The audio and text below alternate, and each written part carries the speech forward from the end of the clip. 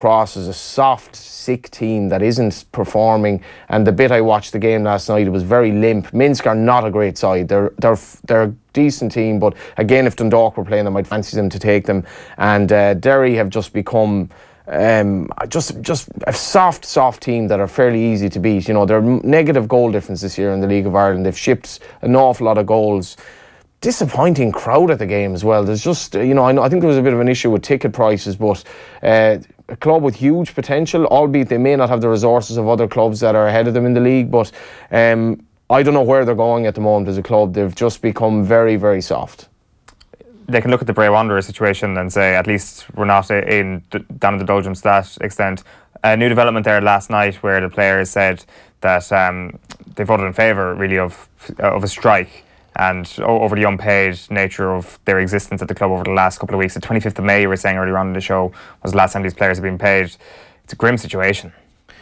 It's absolutely grim. We can lambaste the FAI here now all morning and say that the licensing process has failed, which it clearly has again, but I'd prefer on this occasion to look at the people involved in Bray Wanderers and ask them, do they not care about the livelihoods of people who have lives to live, who have families, who have jobs, who may have moved to the east coast of Ireland from somewhere else because Bray were offering them a certain contract that they're now unable to honour, and may have chosen that instead of a more viable alternative club elsewhere, and ask them, do they think it's fair to play around with people's livelihoods? Do they think it's fair to bring the name of a very proud club down to the gutter where it is now? Do they think it's fair to bring the League of Ireland's name down? Because obviously they do, and it's despicable what's going on there. And for the Bray Wanderers players to be treated like absolute dirt 2 seasons in a row now is absolutely disgraceful. And you know, obviously the book needs to be thrown at them, but the people running that club, I don't know how they can, you know, go about their daily lives and think this is okay. It's absolutely despicable. 5 of the players have left the squad. There's the rest of them, I understand, are still there. Like, what can they even do? Like, I mean, what is the solution here to, as you pointed out, the very real problems that they'll now face in their daily lives? Yeah, they borrow money off their parents, maybe. Who knows? You know, there's no recourse for the FAI to kind of come in and say, you know, we can help you out here with some sort of solidarity fund or something. But, like, you know, Shane Keegan, when he was at Galway United, he tried to sign Sean Heaney in the off-season. Sean Heaney went to Bray. And why wouldn't he go to Bray? He's from Dublin and it's Premier Division football, but he could have gone for Galway United and we could have had a much better season. But now he's at a club where he's not getting paid. And you look at the fans in Bray who have stopped going to games, you know, and it was the first away ground I ever went in the League of Ireland. Always have a slightly special place for my heart, and it's beautiful situation there by the train line and by the old Georgian buildings in Bray. It was a lovely family run club with a great atmosphere, and now it's just not a nice place to go, because you know that ultimately the people at the game don't support what's going on at that club, and it should be Wicklow's club. It has huge potential. You know, its proximity to Dublin is ideal for drawing players in and all that. Great playing surface up until recently out there, and now they're just. But it's just so hard as well, you know, and that as somebody who really believes so highly in the League of Ireland and where it can go. A 10-team league was brought in to get rid of the rubbish that's gone on at Bray, and to a lesser extent Limerick, and we're right back at square one, and we're on the back page of one of the papers today is on about Bray, not Dundalk. Is it as grim as it's ever been? Is it just a continuation of the stories we've seen over the last 5 to 10 years? No, because you've underage teams from 13s up next season, and all these young players coming through. Shamrock Rovers have a 16-year-old kid who's not 17 until next February, playing in goal for them at the moment. They've all these young players coming through. League of Ireland football is played in a much more aesthetically pleasing way than it used to be because of the pitches, summer football and all that.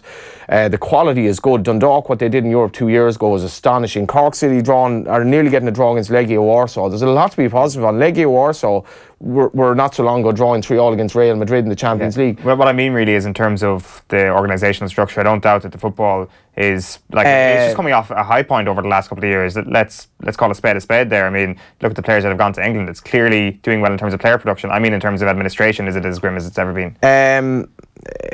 It's hard to say it's improved. I think the new structure that will come into place, where it'll be, I suppose, pseudo-independent from the FAI, needs to happen, because prize money is despicably bad. You know, we're looking at now streaming as a future way of getting sort of, you know, more money in, but the prize money is so poor for the top teams. not to mind the bottom teams, that it's hard actually to make money as a club unless you're in Europe. So administration, how Bray got a licence this season is just completely beyond me, notwithstanding the fact that the ground is inadequate, and this is the licensing process is so year in year out is proven to be just basically paperwork, because there's no way like clubs should be getting licences with these inadequate, decrepit grounds, notwithstanding the fact that Bray didn't have the crowds to sustain the money they were putting in. So it was kind of like a borderline, the structure wasn't there to pay these players. So it was like, I don't know how they convinced the FAI that they would be able to pay them, and it's just sad that it's come to this again. But it's mostly sad for the players. If I were offered a job and I uprooted to Kilkenny in the morning, and 6 months later I'm told, actually we've no money to pay anymore. I've moved house down there, I've moved my family down there, I've abandoned my life up here, I've abandoned a job up here, and now I face into the off season where I've no club.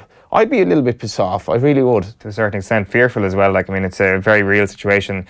We do want to, you mentioned streaming there, we do want to talk about that. I know it's kind of pales in comparison to the seriousness of the Bray situation. Big future though, that's where we're at. That's going to be the future. And also with the other TV situation, just to mention that OTBAM is live with Screwfix.ie, championing the trade with a choice of over 20,000 quality trade products. The streaming thing we mentioned earlier on because it's come to our attention, this story today about the future of Virgin Television, Virgin Media to charge up to €20 a month for a new sports channel. So we're getting a little bit of an illumination in terms of where these Champions League games will sit, who they will be available to, and those who don't have access to it, how much they'll have to pay. So non-Virgin Media customers will not be able to access, Irish viewers I should say, are not able to access UEFA Champions League football free to air on a Wednesday night, because Virgin Media, they've decided to broadcast these games on a new pay TV channel. So a new channel for them called Virgin Media Sports. So the non-Virgin customers will also have to pay up to €20 a month to access the sports channel, which will show, in fairness, 300 plus Champions League and Europa League games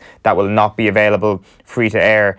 There's going to no longer be a free to air game broadcast on a Wednesday night, which of course we used to have, and TV3 broadcast on a Tuesday evening, they used to anyway, with RTE showing its game on a Wednesday night. That's flipped, where RTE will get second choice on a Tuesday, TV3 will get the other game, and they'll have both games on a Wednesday, which of course is going to be the new Virgin Media Sports channel. And all of the other Champions League games on Tuesday and Wednesday nights will be available on Virgin Media Sports. So it's a huge package, £20 a month. It's a new departure for us here in Ireland, isn't it? It is, yeah. I'm always a little bit wary of this as well, because so much of streaming is down to people wanting to have to watch for betting purposes as well. So, and also the more and more money that goes into the game, and the money that you're paying for your Sky subscription now, like, is paying extortionate wages. So I am a bit wary of that, but that's where we're at. People are just transitioning from TV to phones and tablets, and streaming is going. I know one League of Ireland club already which is actively pursuing ability to stream around, and for financial reasons, but also to promote the product around the world. And it seems fanciful, but there will be a lot of people in Asia who are aware of Dundalk and who are aware of Drogheda and who are aware of Galway United, because they watch these games streamed, and you can watch already. You can even watch League of Ireland games outside of the jurisdiction legally. So it's completely the future, and it's something that clubs can certainly look into over here. As a means of pay as you go. I don't know, I've reservations about it. I guess you want to pay, you pay. Yeah. Are you going to pay the €20 a month?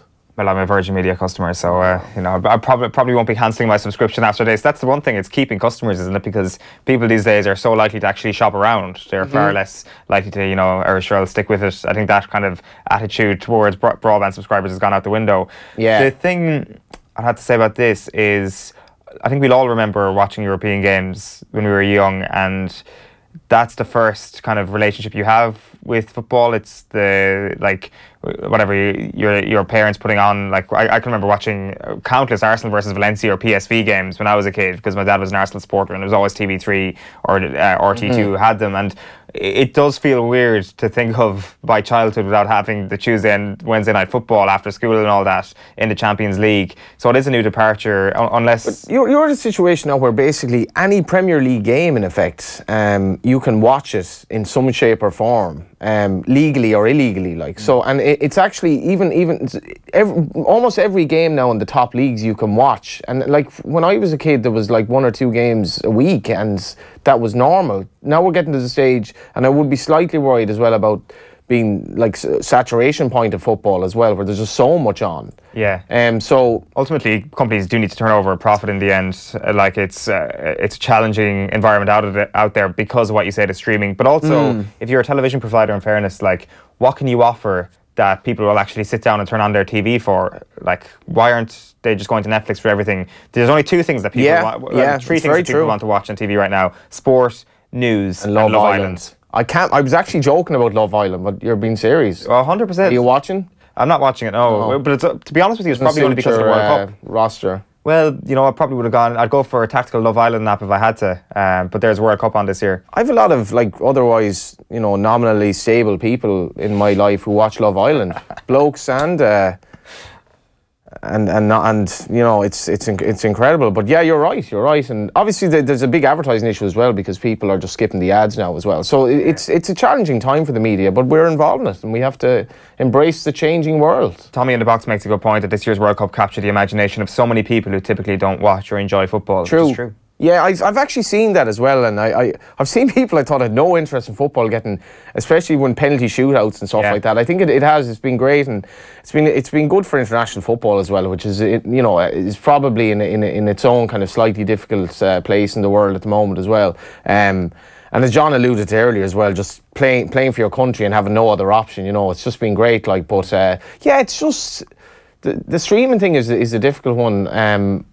I love watching particular games, but I'd be slightly worried about saturation as well. Yeah, it's going to be interesting to see how that plays out over the next couple of months, but I'm sure there'll be a good take-up on that €20 per month offer. Just actually, I said that to you earlier as well. Like, you could watch the Derry game streamed last night by, I think, Dynamo Minsk, and you could watch Dundalk. Dundalk streamed their own game. For free? Yeah, so this is the future. So, like, it was great to be able to say I could watch, like, any of the 3 games in the Europa League that the Irish clubs were playing, basically, online. And yeah, so that's probably the future. That's where we're at, like. Yeah, it's great. Like a lot of other sports are obviously doing it. Like the athletics at the weekends in Győr, like all of that stuff was just streamed for free online, and obviously Eurosport had it as well. But I wonder what the likes of Eurosport think of that. Well, I was actually when I was saying I was going to the airport or from the airport, I was on my phone on 4G watching the Derry game, and it was every bit as good as watching on TV. In terms, it was really, really like good, accurate footage. Yeah, it's a brave new world. I'm sure there's plenty of people on buses this morning watching us here on OTBAM. God help them. God help them indeed. God help you.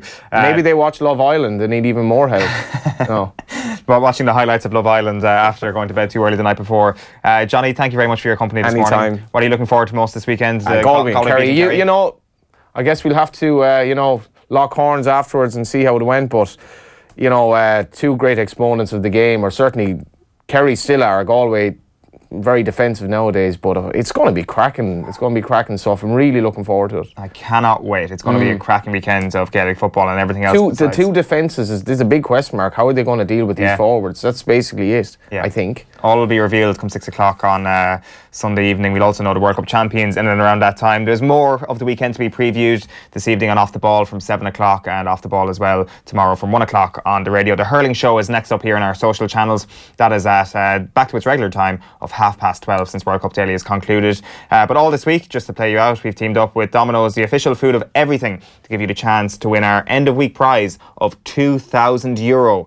Every day this week, we'll be picking a daily winner to go into the final draw on Sunday, and each of our finalists will win Domino's brand new Meat Fielder pizza. To win, tune into tonight's show and let us know who their mystery voice is. But for now, Andy Lee, Cora Staunton and Tommy Walsh have all taken on Kevin Kilban in the challenge this week. How did Niamh Briggs get on? Have a look at this.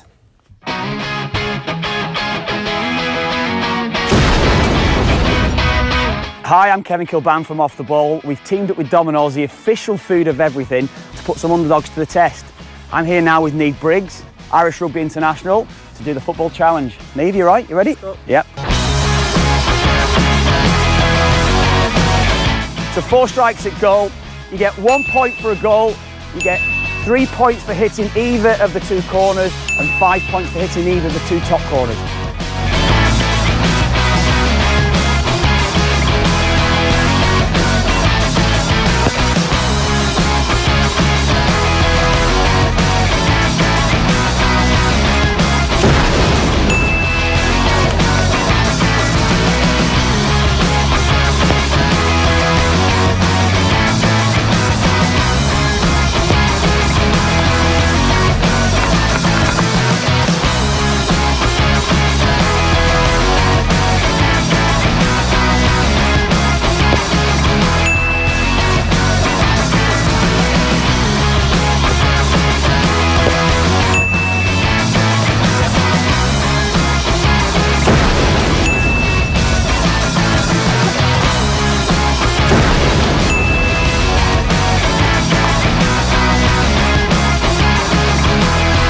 Dave, what do you think? What do you think? Not impressed. I can't go gloating, but I was fairly lethal there. I wonder if I was Mayo, like, would you have as easy on me as you did on... Oh, is that what it is? Yeah, That's it. yeah. Bit of biased. Bit of Mayo bias. Is that what it was? Yeah. No, well done. 1 or 2 strikes though as well. Honestly, I think you've got that Cristiano Ronaldo dip on you. That's what you got, the way you hit the ball. So that's it from the Off the Ball Dominoes Underdog Football Challenge.